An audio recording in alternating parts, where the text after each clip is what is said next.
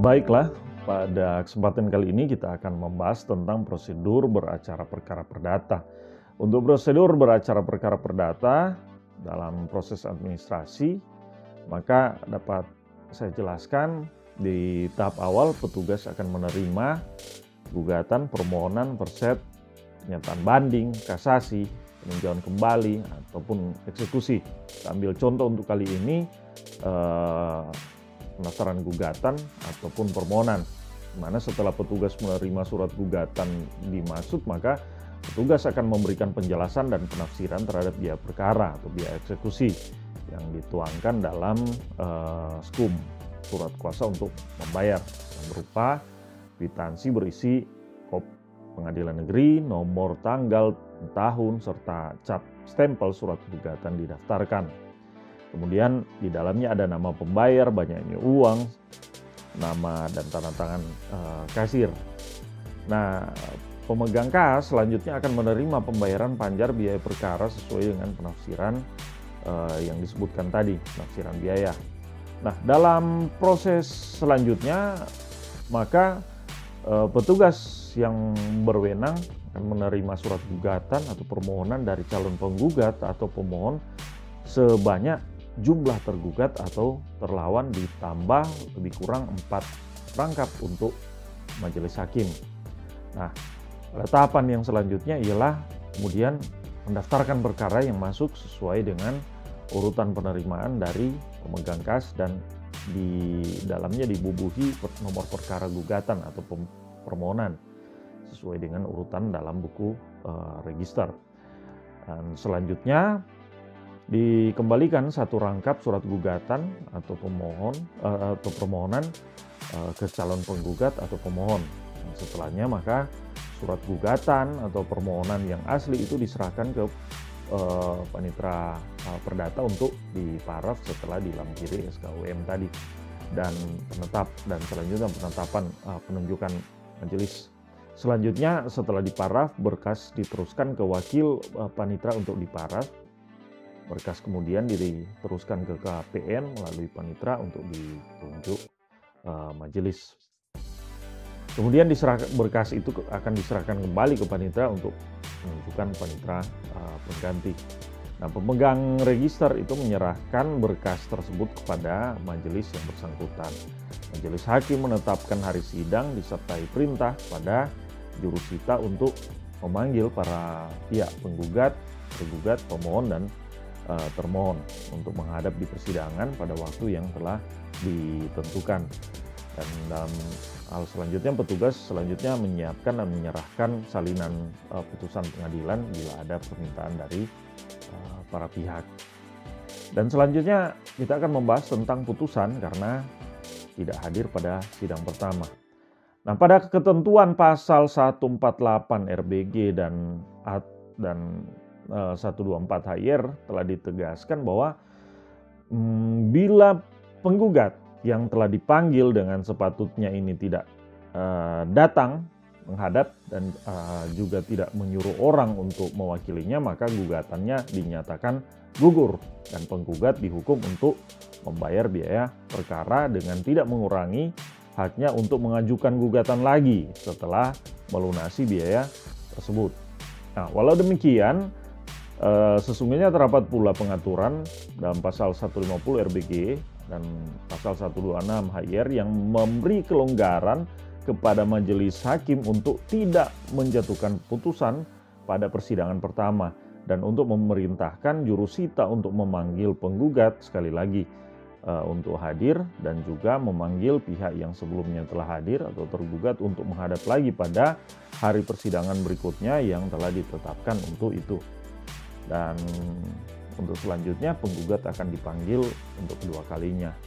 Nah, jika kemudian penggugat tidak hadir pada persidangan yang telah ditetapkan tersebut, hakim selanjutnya akan menjatuhkan putusan menggugurkan gugatan penggugat dan menghukum tergugat untuk membayar biaya perkara. Nah, dalam putusan yang menggugurkan gugatan penggugat harus diketahui bahwa pokok perkara itu tidak dipertimbangkan oleh majelis hakim. Nah, mengapa demikian? Karena pemeriksaan perkara sesungguhnya itu belum terjadi.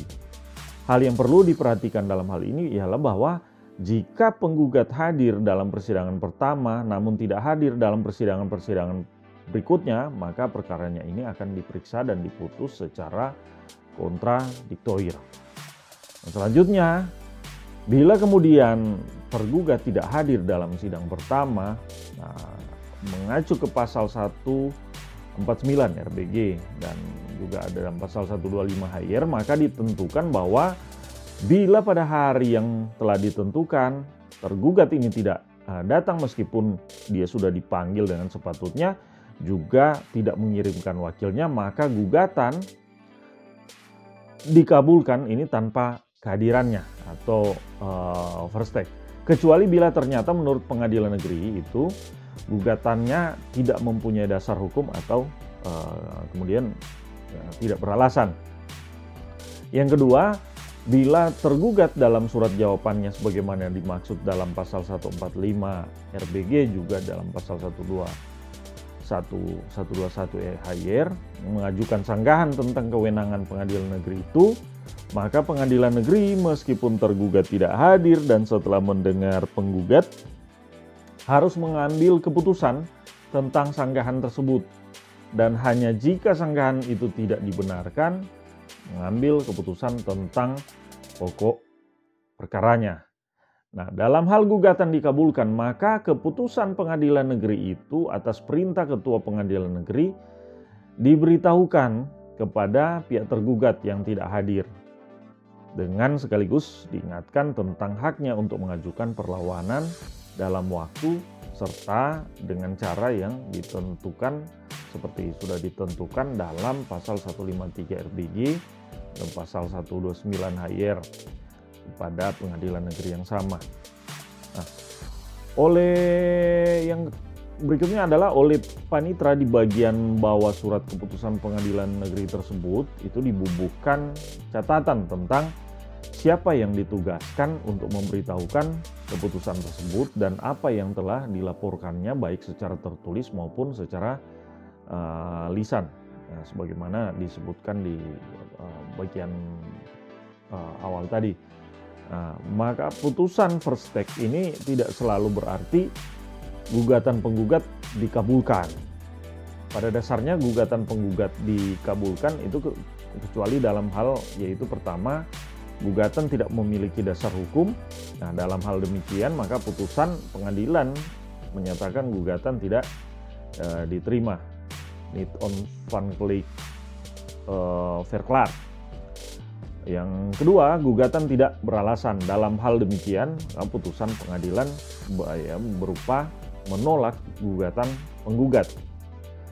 Nah, perlu juga diperhatikan bahwa bila tergugat pada sidang pertama hadir, namun persidangan-persidangan berikutnya tidak hadir, maka pemeriksaan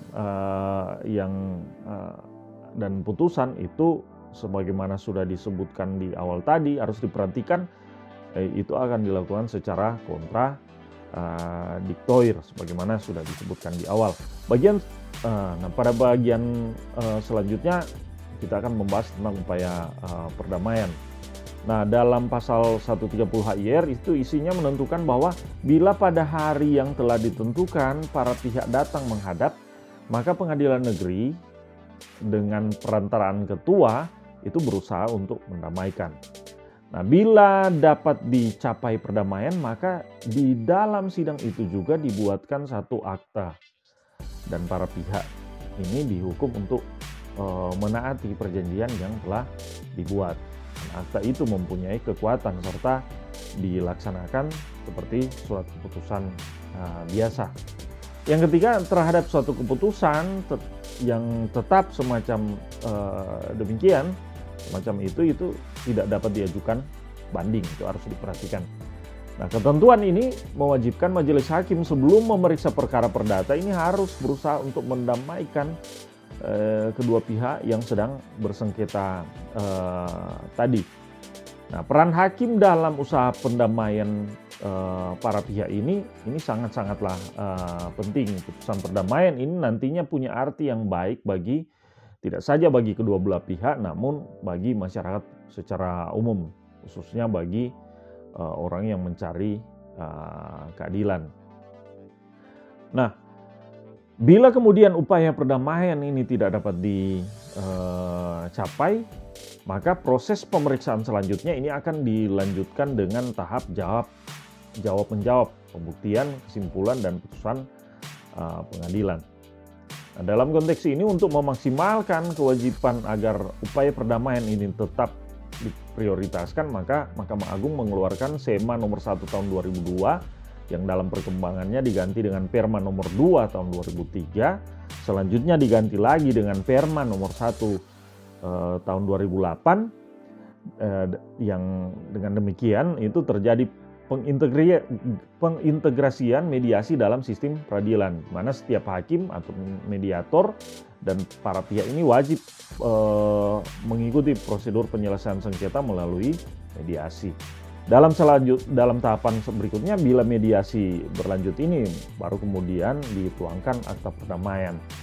Nah, dalam kenyataan ketika mediasi gagal, barulah kemudian tahapan jawab-menjawab, pembuktian, kesimpulan, putusan pengadilan ini diterapkan, dilanjutkan dengan hal yang demikian. Nah, selanjutnya kita akan membahas tentang gugatan rekonvensi. Nah, tentang gugatan rekonvensi, maka hal ini telah diatur dalam sejumlah ketentuan baik HIR, RBG dan RV, yang diantaranya ada di dalam pasal 157, 158 RBG, 132A dan 132B HIR, juga pasal 245 RV. Juga dalam sejumlah ketentuan itu telah ditegaskan bahwa gugatan rekonvensi ini merupakan gugatan yang diajukan oleh tergugat. Nah, apa sih sebenarnya ini gugatan rekonvensi? Gugatan rekonvensi ini merupakan gugatan balik terhadap gugatan yang diajukan penggugat. Gugatan rekonvensi ini diajukan oleh tergugat pada pengadilan pada saat berlangsungnya proses pemeriksaan terhadap gugatan yang diajukan oleh penggugat. Nah, dalam pasal 157 RBG itu dijelaskan bahwa tergugat berwenang untuk mengajukan gugatan balik dalam segala hal kecuali bila penggugat dalam konvensi bertindak dalam satu kedudukan, sedangkan gugatan balik mengenai diri pribadinya dan sebaliknya. Yang berikutnya adalah bila pengadilan negeri yang menangani gugatan asalnya tidak berwenang mengadili persoalan yang menjadi inti gugatan balik yang bersangkutan. Bagian berikutnya adalah tentang perselisihan mengenai dari pengecualian dan perselisihan mengenai pelaksanaan keputusan hakim. Yang kedua, diatur jika dalam tingkat pertama tidak diajukan gugatan balik, maka hal itu tidak dimungkinkan dalam tingkat banding. Sementara pasal 158 menjelaskan bahwa tergugat dalam gugatan asal wajib mengajukan gugatan baliknya bersama-sama dengan jawaban yang tertulis atau lisan. Nah, yang kedua, peraturan dalam ketentuan ini berlaku untuk gugatan balik. Yang ketiga, kedua perkara diperiksa bersama-sama dan diputus dengan satu keputusan kecuali bila hakim memandang perlu untuk memutus perkara yang satu lebih dahulu dari yang lain, dengan ketentuan bahwa gugatan asal atau gugatan balik yang belum diputus haruslah diselesaikan oleh hakim yang sama. Yang keempat, diperbolehkan pemeriksaan tingkat banding bila tuntutan dalam gugatan asal ini ditambah dengan nilai gugatan balik yang melebihi wewenang hakim untuk memutus dalam tingkat akhir. Nah, akan tetapi jika kedua perkara dipisah dan diputus sendiri-sendiri, maka harus diikuti dengan ketentuan biasa mengenai pemeriksaan banding. Dengan berdasar pada pasal 157 dan 158 RBG, pasal 132A dan 132B HIR tadi, kiranya menjadi jelas bahwa dimungkinkan dua gugatan itu diperiksa secara bersamaan dan dalam waktu yang sama di tempat yang sama oleh majelis hakim yang sama dan diputus dalam satu putusan pengadilan. Walaupun dalam praktik pertimbangan hukum dalam konvensi diuraikan secara terpisah dengan pertimbangan hukum dalam rekonvensi. Nah, diharapkan bahwa hal ini kiranya nanti dapat memudahkan, dapat memperlancar proses persidangan tadi, karena dua gugatan ini akan diperiksa dalam waktu dan tempat yang sama juga oleh hakim yang sama. Nah, walau demikian, perlu memahami bahwa oleh majelis hakim dapat melaksanakan pemeriksaan terhadap dua gugatan ini bisa dilaksanakan secara terpisah juga. Nah, demikian tayangan kali ini, semoga dapat menambah wawasan pengetahuan hukum. Semoga bermanfaat.